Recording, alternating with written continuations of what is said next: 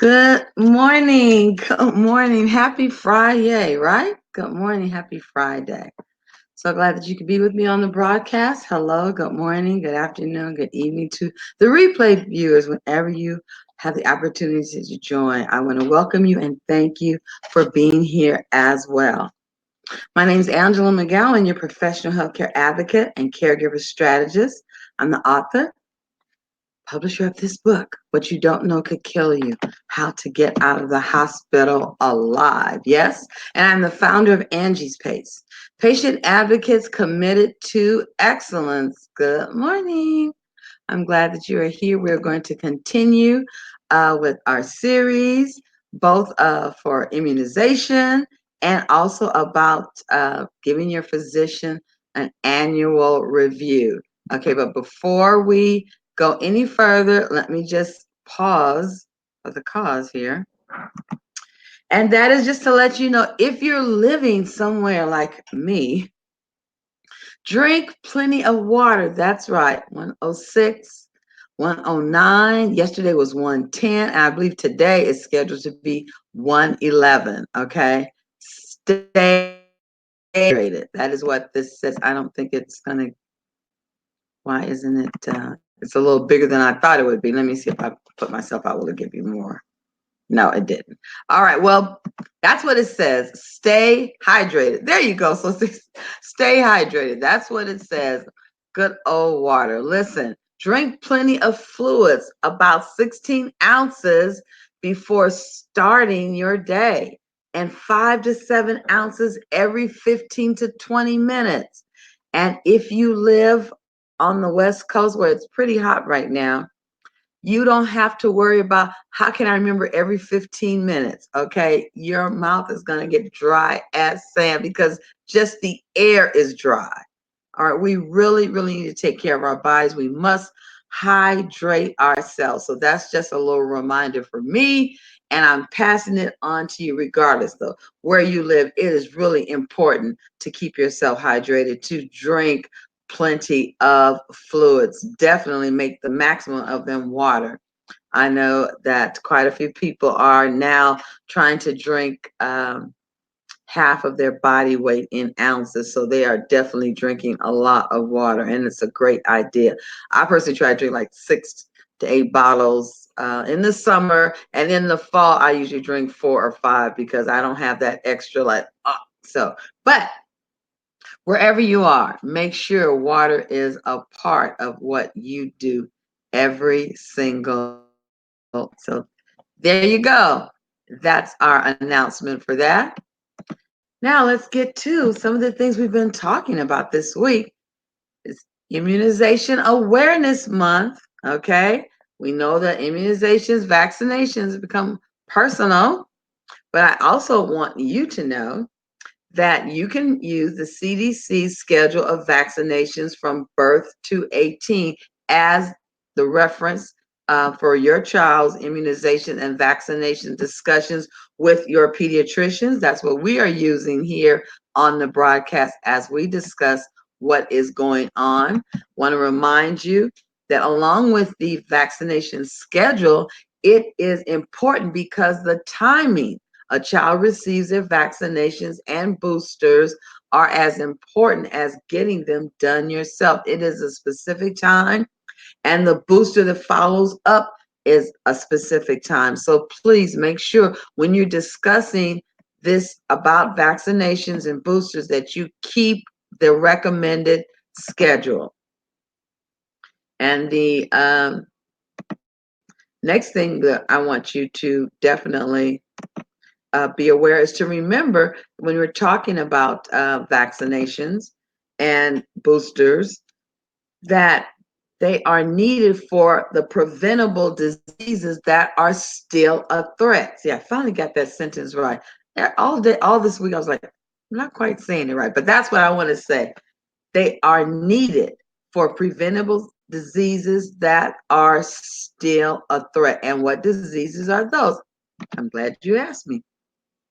We talked about the first 5 uh, yesterday. There are 17 vaccinations that are recommended as a must. according to the CDC. So let's go to the next five. The number six is HIB, and it stands for Haemophilus influenza type B. Okay. Number seven is what is called HPV, human papillomavirus.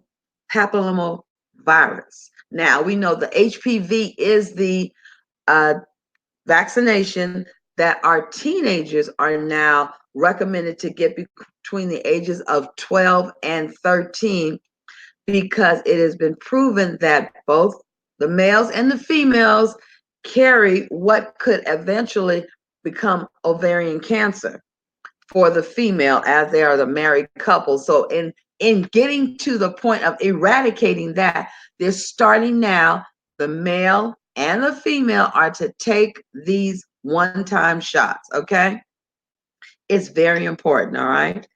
The next one, number 8, is actually the measles. Well, this is a 2018 vaccination list. I'm sure for the 2019 is going to come out in 2020, right?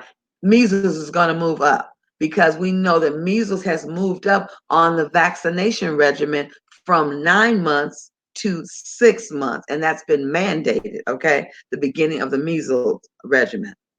Number 9 is meningococcal. I'm sorry, mononococcal.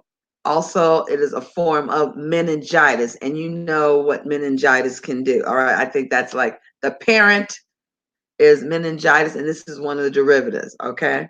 And number 10 is the mumps. Now, the children vaccine that takes care of the mumps is actually the combination. I have been saying the MMR. Well, now, because remember, chickenpox came out as number 1. And I told you chickenpox was dreaded as far as I'm concerned. Well, the vaccine that the children are going to be taking is called the MMRV, V like Victor. And I was like, what? The chickenpox is a C. Well, actually, the medical name for chickenpox is varicella. Boom, there you go, MMRV. Okay, so that's what we're talking about. I hope that it is helping you, that you are going to please, as I'm requesting again, stay up to date on the shots for our babies and young kids, because a healthy start begins with what? On time vaccinations. And if you missed any of this, want to go over it with a fine tooth comb, I invite you, as I always do, whatever we're talking about here, www.cdc.gov. And there you will find immunization schedule from birth to 18, and anything else talking about healthcare, diseases, recommendations will be found there as well. All right, let's go to our series, day 5. This is part 5. Can you hear me now? And asking the question, which is more important to your health? You know, healthcare is all about decisions, but you're probably saying this week, Angela, it's been all about questions. That's right. I'm asking questions of the most important person that is in any provider's room, and that's you, the patient. So, which is more important to your health? And here we go. All right, so it is trust in your doctor. Do you trust your doctor? Is the trust you have for your doctor the most important part about healthcare for you? And here it is. You get along so well, right? When the doctor speaks, it's like E.F. Hutton. So you get along so well, you trust him or her.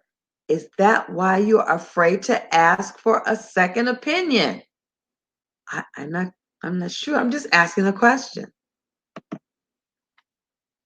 Listen, is your doctor's opinion of you more important than your health? Absolutely not. Do not surrender. Get a new doctor. If you have more fear about asking for an opinion in comparison to what if they're going to quote unquote like you need to get another doctor. Let me read a little bit to you out of chapter 6. Patients that have previously gotten along well with their doctors also report that they do not want to rock the boat and have their doctor feel that they are, listen to this, ungrateful for the care they have received thus far. The last thing they want the doctor to believe is that they do not trust them.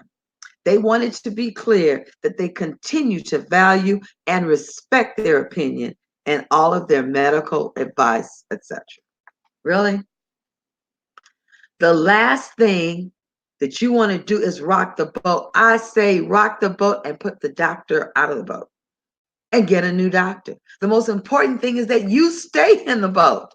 The most important thing is that your healthcare is excellence, okay, given in excellence, and that on this healthcare journey that you are able to trust your physician, that what they give you is expert advice, and then the partnership you have with them, right? Not as a silent partner, but that you collaborate together to get the best results possible for you. Do not surrender your health. Get a new doctor. All right. Number 2, is this important to you? Your doctor believes you. Is your doctor believing you more important than you trusting your doctor? Okay. Here's what I do know, and you know it too. You are capable of explaining your symptoms. So if you tell your doctor there's something wrong with your breathing and you don't smoke, there's still something wrong with your breathing. You don't have asthma, there's still something wrong with your breathing. It doesn't matter. You don't smoke, you don't have asthma, it doesn't matter. There's still something wrong, and you are capable of explaining it. And your doctor, the doctor that you have, especially every provider, but especially your PCP, must believe you. If you want to get out of the hospital alive, and as I say, if you don't want to have to go in there in the first place, let me read you a little bit more in chapter 6. And let me tell you how a form that your doctor does that shows they don't believe you. And you probably just passed over it, but I want you to not pass over it. How many times has this happened to you or somebody you know? You're discussing your health with your physician, and the nurse comes in and presents to the doctor some urgent medical issue that requires the doctor to stop his care of you and step out of the exam room with you for a few minutes, but the doctor never returns. No, the doctor doesn't leave the building. They simply go into another exam room to see another patient. Surprise! This switch off that abruptly ends your appointment doesn't signal a critical case or emergent care. This occurrence is also known as overbooking. You don't know what you want, and you don't follow the doctor's advice anyway. Ding, ding, ding. That's right. In your chart, when your appointment is given, when the doctor sees your name, it's already done how long you're going to be in there. And if you're one that continues to go on, and when you come back, you have not lost any weight. When you come back, you are not drinking more water. When you come back, you are not doing what you need to do. You did not sign up for the education for diabetes. You have not done. Then the doctor evaluates you before you get in and decides how much time you're really going to get. Do you trust your doctor? Does your doctor believe you? Trust and belief go hand in hand with getting excellent health care. And that's why I'm going to say it again, and I maintain it. Do not surrender your health. Do not surrender. Get a new doctor, and that way you will get a second opinion. If it has to be done, it just has to be done. Oh, well. Listen, if you are not willing to stand for yourself and your health care, it's absolutely who will? Who's going to do it? Call Angie's Pace. We definitely will be on your winning team.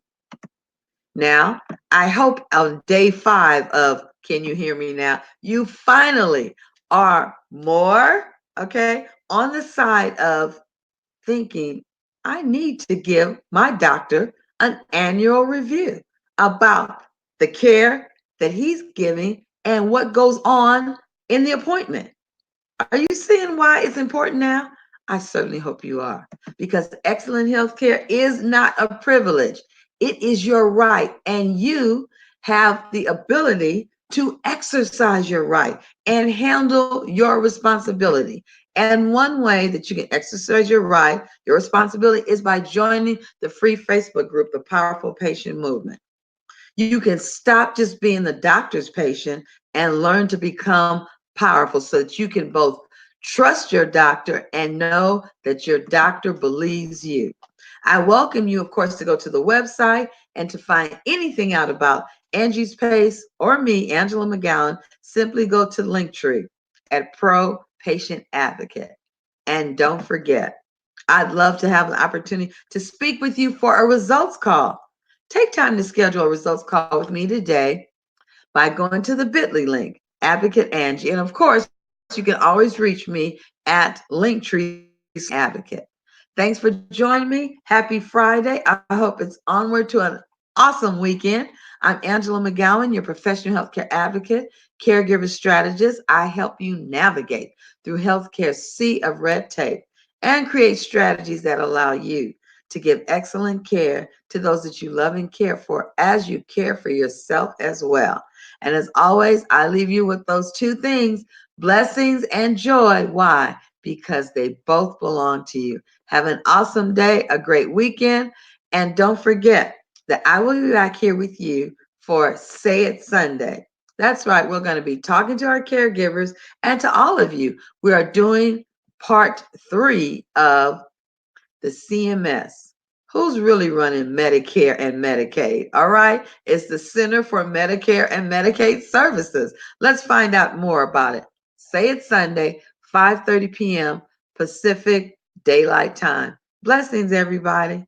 Thanks for joining. Bye.